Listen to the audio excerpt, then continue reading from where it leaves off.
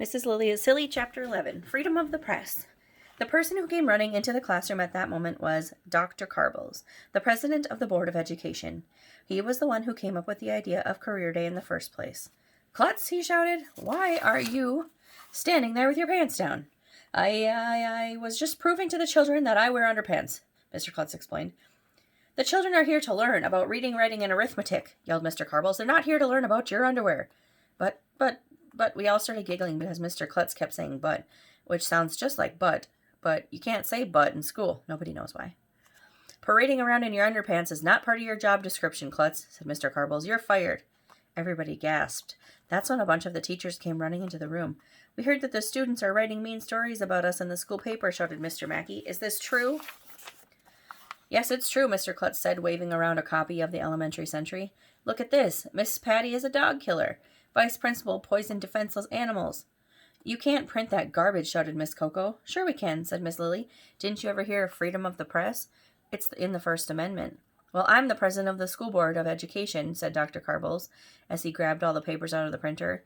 "And what I say goes. I'm shutting down the Elementary Sentry right now." Everybody gasped.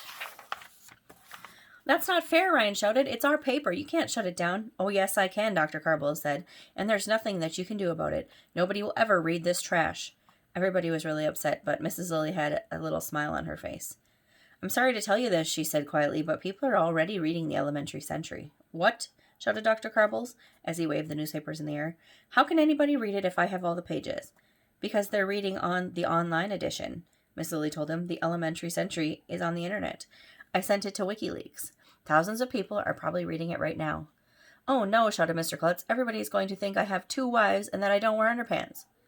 "People are going to say I beat my wife," shouted Mr. Docker. "They'll say I'm a drunk," shouted Mrs. Laney.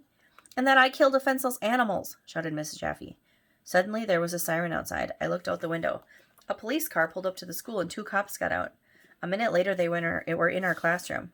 "Which one of you is the principal of this school?" one of the policemen asked. "I am," said Mr. Klutz. "Well, you're under arrest," said the policeman. "It's against the law to have more than one wife."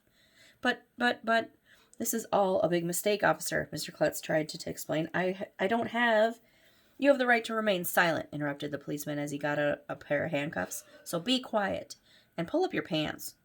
The policeman handcuffed Mr. Klutz and led him away. The other policeman took a pad out of his pocket. "Okay, we also need to arrest the guy who beats his wife." "The lady who burns down houses, the car thief, and, the dog killer?" he asked. "That would be me," said Miss Patty, raising her hand. "And the guy who kisses married women can stay," said the policeman. So can the illegal alien and the lady who thinks she sees Elvis in soup bowls. But we're keeping an eye on you 3. He put handcuffs on Mr. Docker, Miss Yonkers, Miss Coco, and Miss Patty. Then he led them out to the driveway. It was cool. We got to see it live and in person. Nobody said anything for a while after the police car drove away. Then Miss Lilly stood up and put her trench coat on. "Well, my work here is done," she said. "You can thank me later. For now I have to go." "Do you have to go?" I asked. "Or do you have to go?" "I mean leave," said Miss Lilly.